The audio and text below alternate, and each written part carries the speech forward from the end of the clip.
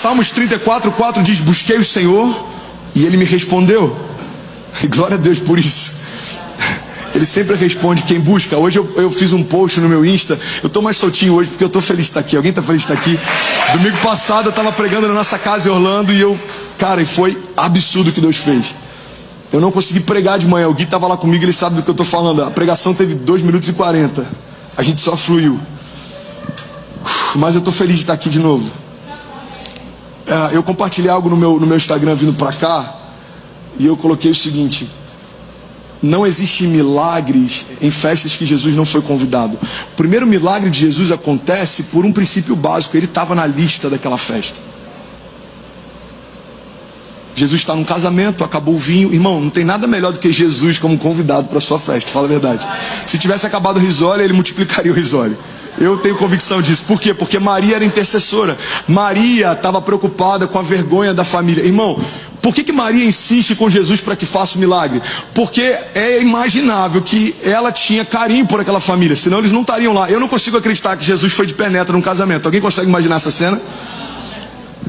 Jesus e seus discípulos, e aí, o que tem para hoje? Cara, tá tendo tem um casamento, mano. Lá em Caná da Galileia. Mano, vamos lá, vamos. Não, Jesus foi convidado. André, não estou entendendo o que isso tem a ver com o Salmos 34. Eu vou explicar. Tem milagres que a gente ainda não viveu, porque não convidou Jesus para entrar. Salmos 34, o salmista está dizendo: eu busquei o Senhor e Ele me respondeu. Tem respostas que a gente ainda não recebeu, porque ainda não buscou no Senhor.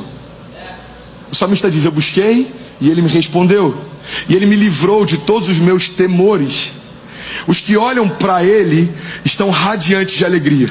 Os seus rostos jamais mostrarão decepção. Porque esse pobre homem clamou e o Senhor o ouviu e o libertou de todas as suas tribulações. O anjo do Senhor é sentinela ao redor daqueles que o temem e os livra. Então provem e vejam como o Senhor é bom e como é feliz o homem que nele se refugia. A palavra está deixando claramente: se você buscar, Deus vai te dar a resposta e vai enviar anjos ao teu redor. E você não vai ter mais temor. Irmão, é normal ter medo? É normal, é natural. Isso faz parte de quem a gente é. Faz parte da nossa natureza humana. Agora, o que não é normal é um ser sobrenatural parar por uma questão que é plenamente natural. É natural ter fome? É. O que não é natural é a gente acreditar que Deus não pode prover sobre nós. Olha o que o salmista diz: eu nunca vi um justo mendigar o pão ou a sua descendência passar fome. Filipenses 4,19: Deus suprirá todas as necessidades de vocês segundo as suas riquezas em glória. Então entende isso, irmão. A necessidade é natural, mas não é natural um homem sobrenatural parar por conta delas. Faz sentido, sim ou não? Então o que a gente precisa entender e trazer à nossa memória é que problemas são naturais, depressão é natural, ansiedade é natural, crise econômica é natural, problemas imigratórios são naturais, crise no casamento, tudo isso é natural, irmão. Você não é um alienígena se está enfrentando isso. Começa do púlpito e vai até o último voluntário. Todos nós enfrentamos isso. O que não é natural é a gente parar por isso. Talvez alguns vão dizer: André, tá bom, já entendi, mas eu ainda sinto medo. Eu entendi essa palavra, eu até recebo, faz sentido, mas eu ainda sinto medo. E esse é o ponto da palavra de hoje. Você sente medo. Medo é só um sentimento. Pega essa chave, irmão. Você sente medo. Medo é só um sentimento. Significado de medo: substantivo masculino. Obrigado, Rebeca estava ligado. Vou falar de novo aqui só para parecer que a gente é bem espontâneo. Medo, substantivo. Isso, vocês são incríveis, gente. Substantivo masculino: estado afetivo suscitado pela consciência. Cara, isso é muito forte. O medo é um estado afetivo suscitado pela consciência do perigo. Irmão, pega essa chave. O medo nasce quando a consciência do perigo acontece. Então qual que é o contraponto? O milagre nasce quando a consciência do milagre acontece. O problema Faz sentido para alguém? O problema é que às vezes temos mais consciência do perigo do que do milagre. Irmão, tem pessoas que, se você for perguntar a quantidade de mortes por dia do Covid, ela vai conseguir falar de forma atualizada.